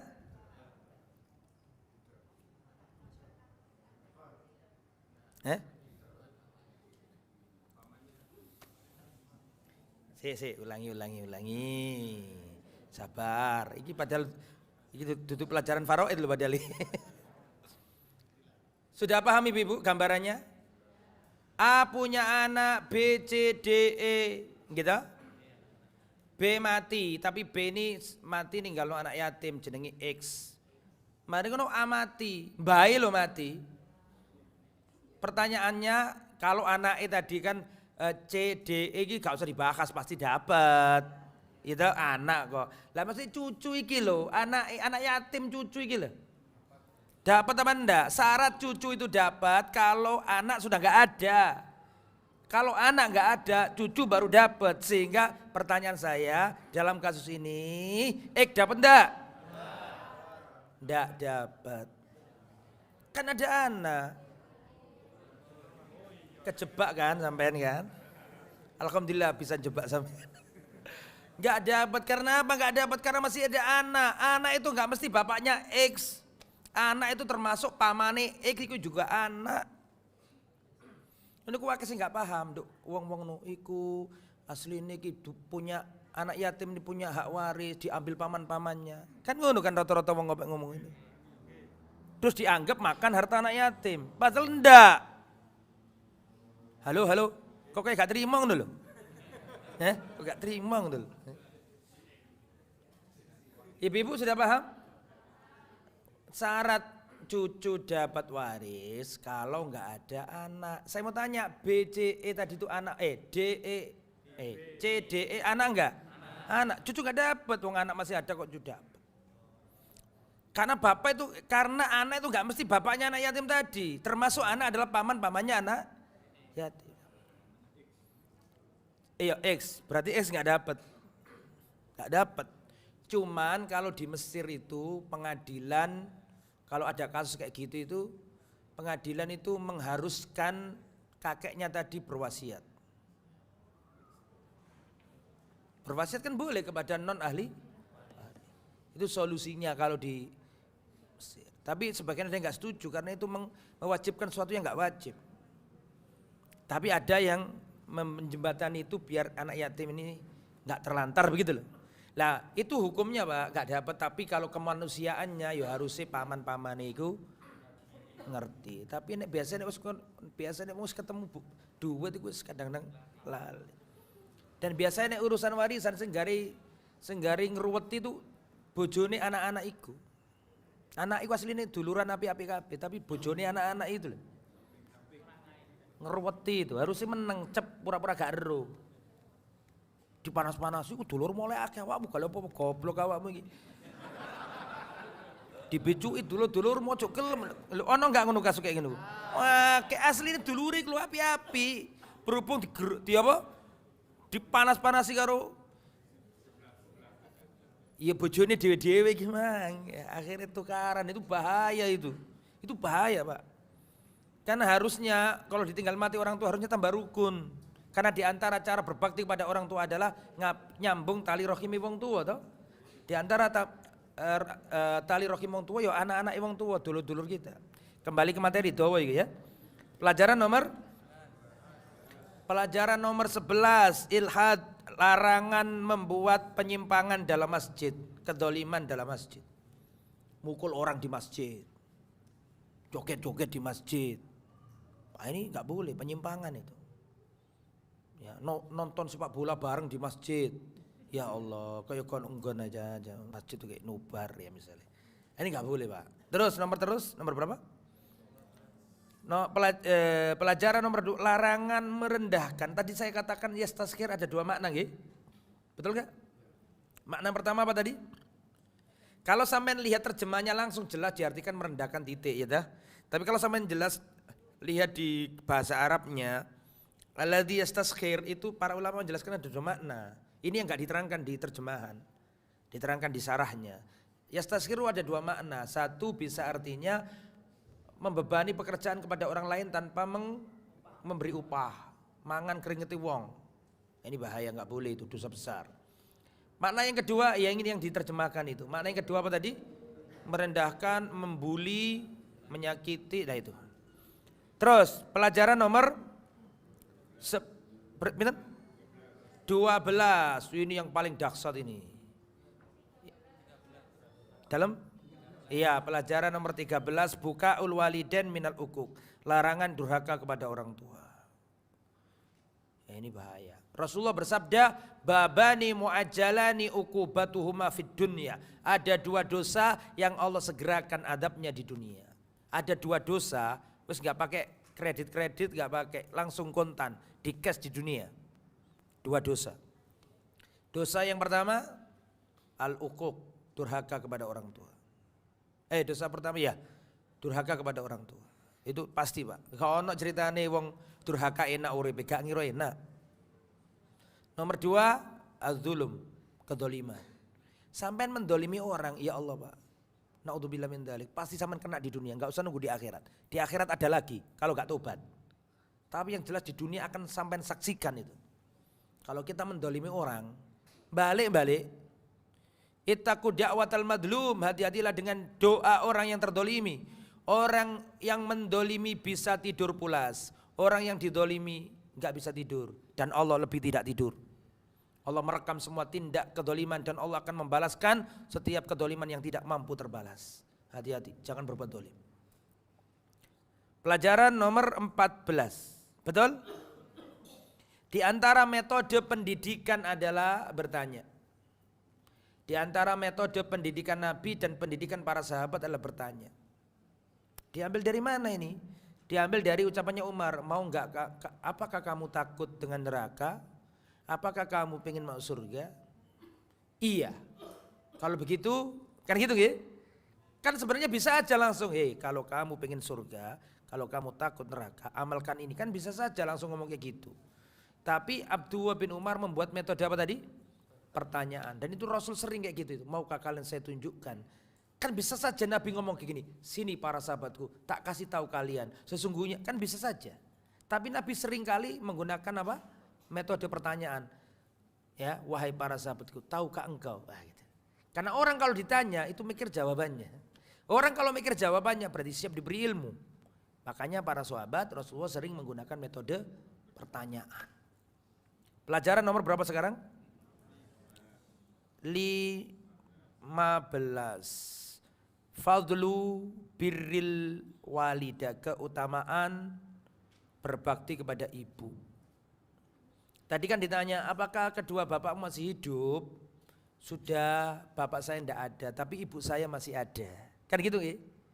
Maka kata Abdullah bin Umar, seandainya engkau lemah lembutkan ucapanmu, kau ngasih makan untuk orang tuamu, maka kau akan masuk surga selama engkau tidak melakukan dosa besar. Nah jadi masih ingat gak pelajaran hadis yang lalu? Abdullah bin Abbas didatangi laki-laki yang membunuh nyawa itu, masih ingat? Membunuh seorang wanita gara-gara dilamar gak gelem itu loh. Terus dilamar wong liya ternyata gelem, sakit hati. Ya, cinta ditolak, nyawa melayang. Dibunuh wanita ini. Terus datang ke Abdullah bin Abbas, saya nyesel membunuh nyawa, saya pengen tobat. Kata Abdullah bin Abbas, ibumu masih hidup? Sudah enggak ada.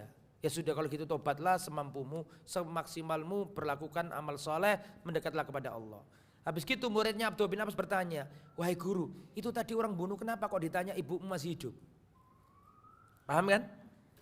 Kata Abdullah bin Abbas, karena saya enggak tahu amalan yang paling cepat, Aku gak tahu amalan yang paling dekat kepada Allah melebihi bakti kepada ibu. Seakan-akan Abdul bin Abbas itu pengen ngomong ini. Iku wong mau sing mateni wong. Nek pengen dongan, nek pengen dosane diampuni kudu bakti nang wong tua.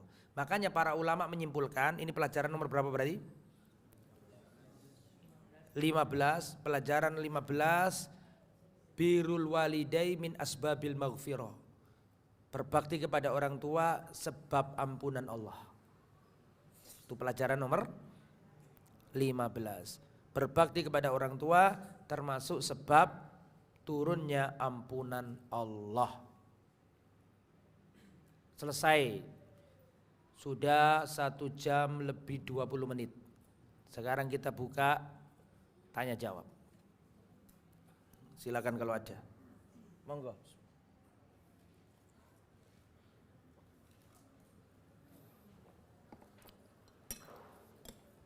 Sampai jam 5 ya. Masih ada waktu 20 menit untuk tanya jawab. Silakan. Monggo Bapak Rumin, setelah itu jenengan, Pak. Nggih.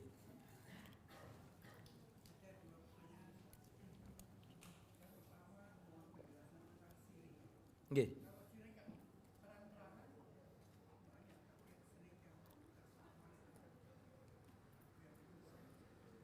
Pertanyaannya apa, Pak?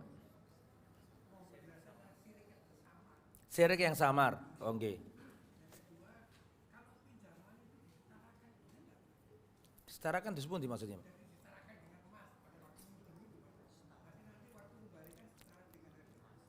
Oh, iya. Nggih, Assalamualaikum warahmatullahi wabarakatuh. Pertanyaan pertama, syirik yang samar itu yang bagaimana? Kalau yang dicontohkan Nabi, syirik yang samar adalah apa? Riya. Akhwafu ma'akhaf alaikum asyirkul khafi. Yang aku takutkan menimpa kalian adalah syirik yang samar. Syirik kecil, samar. Apa itu? Riya.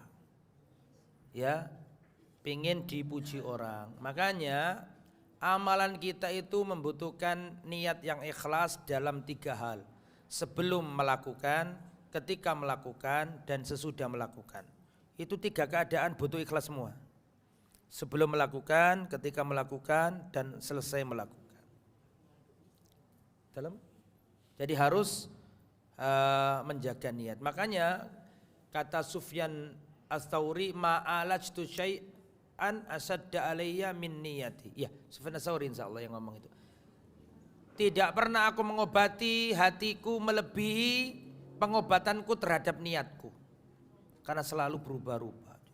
Terus diperbarui hati kita supaya ikhlas menjalankan ibadah karena Allah. Pertanyaan kedua tadi apa tadi Pak, tentang pinjaman yang disetarakan dengan emas. Jadi gini, rupiah, dolar itu gampang berubah-ubah, betul toh? Kalau kita misalnya, ya intinya boleh. Jadi intinya disepakati aja, ini utang apa ini? Saya mau utang jenengan tapi nanti kita konversi ke emas, ya monggo. Silakan. Dalam? Iya, kesepakatan.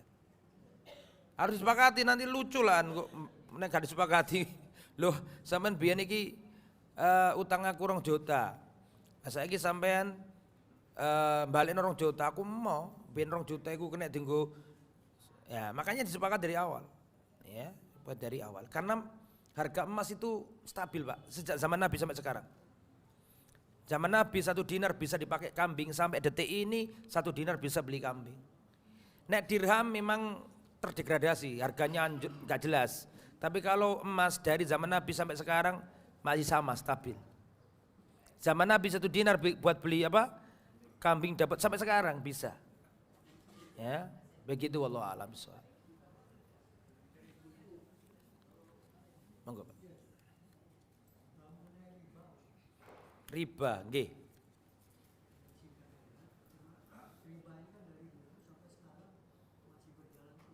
Nggih. Nggih.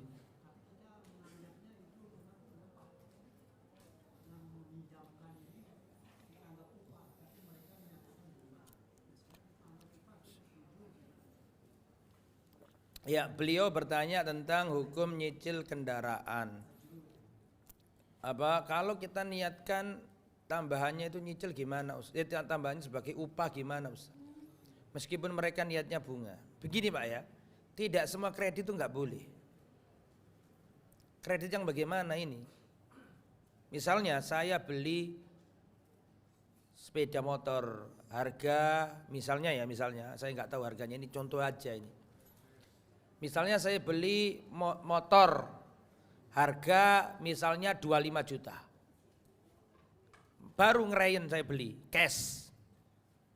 Terus ada teman saya nggak punya. Saya di rumah saya misalnya ada 5 sepeda motor. Terus tak pikir-pikir saya ini baru, ini tidak begitu penting sebenarnya. Misalnya ya. Terus teman saya nggak punya motor dan dia butuh motor yang jenisnya kayak saya itu. Tapi dia nggak punya uang. Kredit takut dosa. Ustaz tak tuku nih motor sampean. Terus gak apa-apa tukun. Sampean tuku 29 juta. Sampean cicil selama 2 tahun. Boleh enggak? Riba enggak itu? Loh, aku tuku nih selawe. Tak dol 29 dicicil. Riba apa enggak? Dalam? Jual beli gak ono riba belas gak ono. Tapi ono tambahan Ustaz. Loh masa wong dodol kalau untung. Boleh, wong cash aja boleh apalagi apa? Wong cash aja boleh kok. Saya beli 25, saya jual cash 29, boleh dalam Islam. Apalagi ini ngeringankan dia. Kalau seperti itu kasusnya nggak ada masalah. Saya beli laptop harga 10 juta. Saya punya 2. Terus teman saya butuh, wis sampean cicil aja nggak apa-apa. Sampean cicil 3 tahun, nggak usah itu nggak usah cepet-cepet nggak apa-apa 3 tahun. Harganya 12 juta. Boleh enggak? Boleh, nggak masalah. Tapi kan nyicil nggak masalah. Tambah ya memang orang namanya orang jual beli dari untuk. Yang nggak boleh itu yang kayak gini loh. Dan itu yang terjadi. Sampean datang ke dealer. Saya beli Pak, mau beli sepeda motor. Tapi saya ini nggak punya uang. Oh tenang Pak, nggak apa-apa.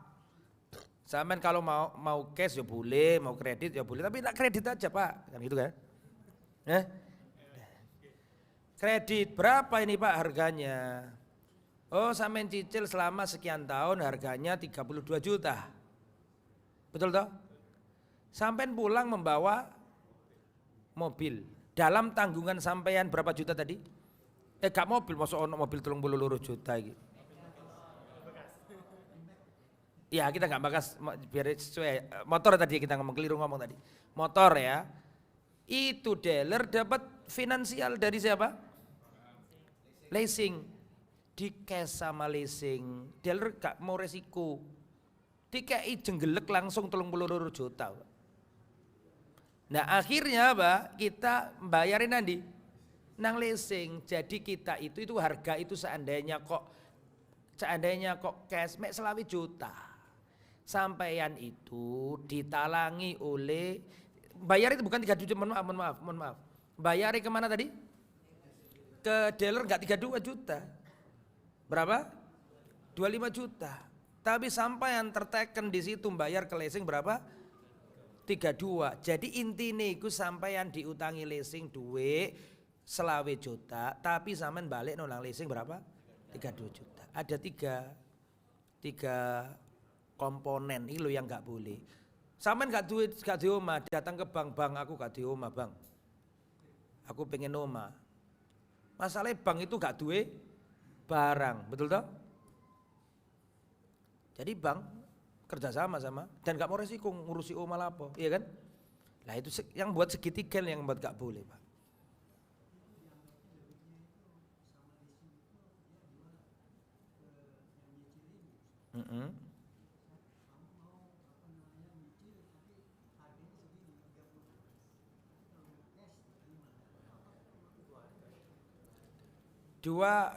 Dua pemain apa 3 pemain?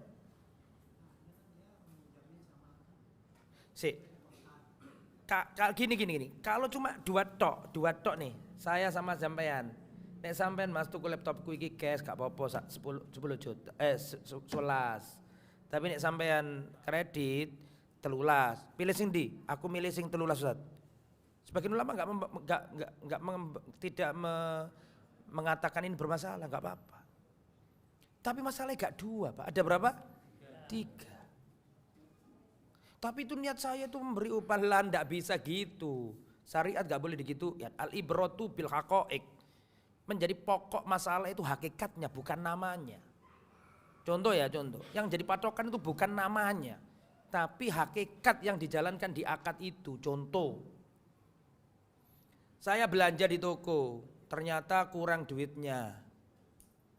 Pak, saya nggak mungkin Pak, repot kabeh Pak. Segini Pak, jam tangan saya ini harganya mahal Pak. Misalnya ya, kalau jam tangan saya nggak mahal ini. Misalnya harganya ini Pak mahal, wis gini aja wis. Iki saya bawa ini barang sampean ini. Adapun kurangannya wis sampean tak kasih jam tangan saya. Lafadznya kan tak kasih, berarti kan hibah toh. Tapi itu gak dianggap hibah, itu jual beli. Meskipun lafadznya apa? Gak seperti itu. Iki nek menurut saya itu riba, tapi nek menurut aku iki apa jenis tadi? Upah lo kan gak bisa akad tumpuk-tumpuk itu. Ini jual beli apa upah gak bisa. Jadi mboten angsal. Ya boleh kan. Oke, terus. Apabila orang tua kita terus-menerus memarahi kita, sedangkan kita menggerutu dan menjawab padahal kita sudah berusaha melakukan yang baik, masih dimarahi. Bagaimana seharusnya Ustaz? Sabar. Sampeyan tak kasih tahu ya, perhatikan. Kan ini sudah sering saya sampaikan. Bakti itu intinya ada 3. Mau diwolak-walik kanan kiri belakang, intinya bakti itu 3. Sing paling repot nomor 3. Pertama, bakti itu al-ihsan ilaihima. Berbuat baik kepada kedua orang tua. Nyenengno wong tua, memberi duit yang banyak, membangunkan rumah untuk orang tua, mijiti wong tua, pokoknya nyenengno atine wong tua. Ini ki akeh sing iso. Banyak yang bisa itu. Yang nomor berapa? Yang nomor 2, wala yu'dihima, tidak menyakiti orang tua. Ada loh anak ngekei tapi nyakiti. Ada apa enggak? Banyak. Ya, ngekei wong tua nih akeh tapi yo nyakiti. Ada. Maka yang pertama berbuat baik, kedua tidak nyakiti. Akeh sing iso. Aku ngekei wong tua akeh, gak gelem nyakiti wong. Akeh sing iso, sing paling repot nomor 3. Sabar dari orang tua. Yus iku memang iku bakti, yus intine bakti itu sabar. Nek ngekei akeh sing iso. Gak gelem nyakiti wong tua, akeh sing iso. Tapi nek diganggu wong tua, akeh sing gak sabar. Ustaz, saya itu Ustaz, ya Allah, orang tua minta apa tak turuti Ustaz. Aku juga gak mau nyakiti wong tua. Tapi gak tahu Ustaz ya. Itu yang selalu diunggul-unggulkan anaknya nomor pertama terus. Aku gak diolono gawe Ustaz. Sampean belum berbakti. Karena di antara bakti yang paling inti adalah sabar. Wis pura-pura gak ero ae. Itu urusan beli. Yang penting kita berbuat baik. Jadi apa solusinya Ustaz? Ya memang rodok loro, tapi ya memang ini cuma itu. Maksud ini kita ngelawan kan nggak mungkin. Ya sabar. Sama orang tua itu sabar. Kemudian kita perhatikan ya orang tua. Wahai orang tua, itu kan anak ya diminta sabar. Sekarang wong tua ya saiki, perhatikno. Contohlah Rasulullah sebagai orang tua dan contohlah Rasulullah sebagai moro tua. Rasulullah itu pernah datang ke rumahnya Siti Fatimah. Siapa Siti Fatimah itu? Anaknya Rasulullah. Waktu nyampe di rumah Siti Fatimah nggak ada Ali bin Abi Thalib. Ali itu apanya Rasul? Mantunya. Nggak ada Ali. Tanya Rasul. Tanya siapa? Tanya Fatimah. Aina ibnu akhi, aina ibnu ammik. Mana anak pamanmu itu kok nggak ada? Maksudnya siapa? Ali. Kan masih ada kerabat toh. Mana anak pamanmu kok nggak kelihatan? Antara diriku dengannya ada masalah ya wahai ayah. Aku dan dia sedang ada masalah. Dia keluar. Sampean tahu nggak apa yang dilakukan Nabi? Dunda. Sabar sih. Yang dilakukan Nabi apa? Nabi nggak tanya, masalah apa sih awakmu? Enggak. Jadi wong tuwa kok kepo. Sing gare ngerusak tatanan kehidupan anak ya kepo nih wong tua. Di antaranya loh ya. Gak usah kepo, lebih baik gak usah tahu. Nabi sudah melakukan itu. Nabi nggak tanya ke Fatimah, ada masalah apa sih? Enggak. Tapi yang dilakukan Nabi, manggil orang, tolong cari Ali di mana. Ketika ketemu Ali ternyata di masjid, didatangi Nabi. Ternyata Ali tidur di masjid sampai pakaiannya penuh debu. Karena masjidnya Nabi kan nggak ada karpet, nggak ada lantainya zaman dulu ya. Tidur di situ berdebu semuanya. Jadi Pak, nek sampean tukaran karo bojo sampean ini senang masjid ae. Mengamalkan apa? Mengamalkan sunahnya Ali. Jadi ini ono kok jam 1 kok untuk masjid kok ojo-ojo ya punya masalah. Gak kembali ke materi. Itu Nabi berkata kepada Ali, ketika lihat Ali banyak debunya, maka Rasulullah berkata, "Qum ya Abat Turab." Berdirilah wahai bapaknya debu. Guyoni. Artinya di situ Nabi gak tanya, "Apa mau masalah apa karo anakku?" Hati-hati ya, apa mau joget marah anakku ya. Enggak. Pura-pura gak tahu. Dan Ali pun gak cerita. Fatimah pun gak cerita. Nah, jadi harus jadi orang tua. Ya, ojo terlalu larut. Selama anaknya masih bisa menyelesaikan, jangan ikut-ikutan. Dan perhatikan. Wahai laki-laki, wahai perempuan, jangan ceritakan pasanganmu ke orang tuamu. Karena kalau engkau ceritakan kejelekan pasanganmu ke orang tuamu, kamu mengajari orang tuamu benci sama pasanganmu. Nek sampean cerita nang mama sampean, papa sampean, mari ngono bojo sampean api, tetep wis kadung mancep nduk atine wong tuwa, biyen anakku disakiti. Kan gitu ya? Wis membentuk opini supaya mantu ki jahat. Jadi ojo gampangan gitu. Intinya begitu. Kecuali hal-hal yang memang itu butuh keputusan atau nasihat orang tua, ya itu beda lagi. Tapi kalau masalah-masalah yang ringan-ringan, yaitu biasa. Jangankan sampeyan sama bojo sampeyan, Rasulullah sama Aisyah yus ngono. Ya.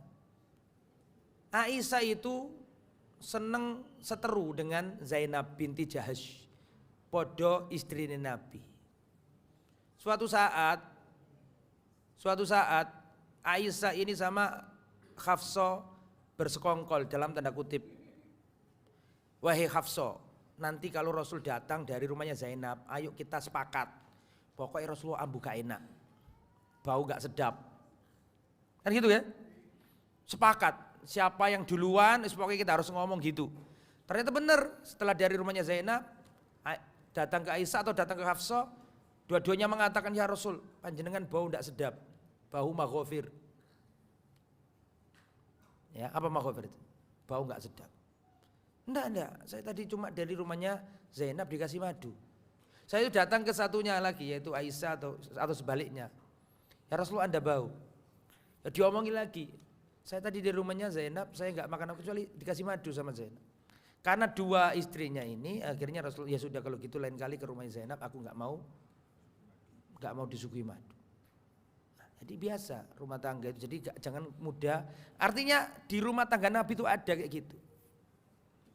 Rasulullah di rumahnya Siti Aisyah dikirimi makanan sama Zainab. Kasih piring, kasih makan. Ketahuan Aisyah. Kalau Rasulullah itu dikasih kiriman makan oleh langsung piringnya ditampel sama Siti Aisyah, pecah Pak. Itu Nabi Muhammad tidak marah-marah kepada Aisyah. Cuman ngomong ke pembantunya, ibumu sedang cemburu. Terus Rasulullah ngambil piring-piring yang pecah, terus nyuruh pembantunya ambil piring, kasihkan ke Zainab. Jadi Rasulullah juga nggak mau membiarkan kedzaliman. Zainab tetap dikembalikan piringnya. Ya. Dan tadi itu langsung turun ayat membela Zainab gara-gara masalah madu tadi itu. Ya begitulah rumah tangga. Jadi mesti ada hal-hal yang gak mulus begitu, ya. Apalagi yang poligami kayak tadi itu. Ya, kalau nggak percaya silakan dicoba. Ojo Pak, istri ini sampai ngamuk enggak ya? Ya gak apa-apa juga sih nek mampu ya. Bismillahirrahmanirrahim. Ustadz, saya pernah nazar ketika masih sakit, apabila saya sembuh saya akan donor darah. Nah, alhamdulillah Allah beri kesembuhan dan saya mencoba melaksanakan nadar tersebut. Namun ketika cek kesehatan saya gagal karena hemoglobin tidak tercapai batas minimal atau rendah. Pertanyaannya, apakah nadar tersebut sudah gugur? Belum gugur, bolehkah saya membayar kafarot dengan puasa 3 hari? Pertama, hukum nadar seperti ini enggak bagus. Kan sudah sering saya sampaikan ya. Nadar kalau aku begini akan begini. Aku nadar kalau sembuh akan begini. Kata Nabi, nadarmu itu enggak mengubah takdirnya Allah. Dan nadarmu tadi itu tidak keluar kecuali dari orang yang pelit. Ya, artinya nek gak waras ya gak sodako kan gitu. Nah, jadi enggak usah nadar seperti itu. Tapi kalau sudah sembuh ya sudah, sebagai ungkapan rasa syukur silakan lakukan kebaikan gitu aja. Atau ya nggak usah nunggu kalau sembuh sodako, itu sudah sodako karena diantara faedah dari sodako adalah menyembuhkan apa? Penyakit. Tapi ini sudah terlanjur ya sudah, berarti wajib dilaksanakan. Tapi ini ada permasalahan, gimana Ustadz? Ya sudah bayar kafarot aja. Bagaimana cara bayar kafarotnya Ustadz? Tidak langsung ujuk-ujuk puasa 3 hari. Dan ini sering yang disampaikan oleh jamaah. Nadarnya, kafarotnya nadar, kafarotnya sumpah itu sama. Dan itu enggak langsung ujuk-ujuk puasa 3 hari, ada urutannya. Apa itu? Diterangkan dalam Al-Quran.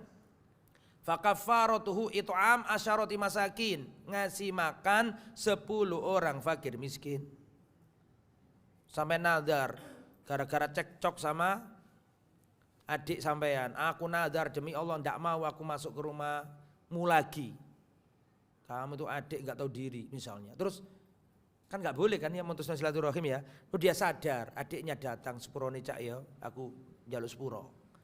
Akhirnya kan dia ke rumah adiknya, melanggar nadar toh. Nah, bayar kafarat. Kafaratnya apa? Tadi fakafaratuhu it'am asyarati masakin, ngasih makan 10 orang fakir miskin.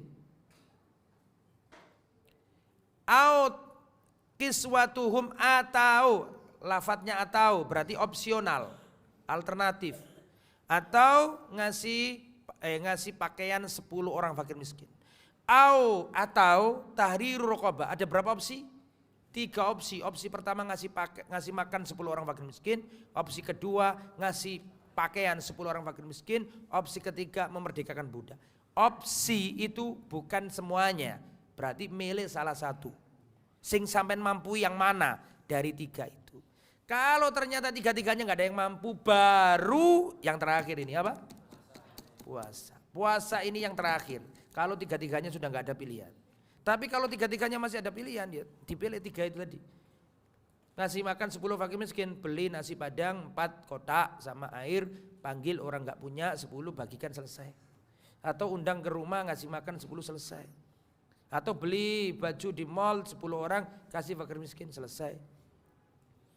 Ternyata nggak mampu 3-3 memerdekakan budak, nggak mungkin ya. Kalau 3-3-nya nggak mungkin, ya sudah. Berarti puasa 3 hari. Selesai. Semoga bermanfaat. Mohon maaf atas segala kekurangan, kekhilafan. Kita tutup dengan bacaan kafaratul majlis. Subhanakallahumma wa bihamdika asyhadu an la ilaha illa anta astaghfiruka wa atubu ilaik. Wassallallahu ala nabiyyina Muhammad wa ala alihi wa sahbihi ajmain. Wa akhiru da'wana alhamdulillahi rabbil alamin. Assalamualaikum warahmatullahi wabarakatuh.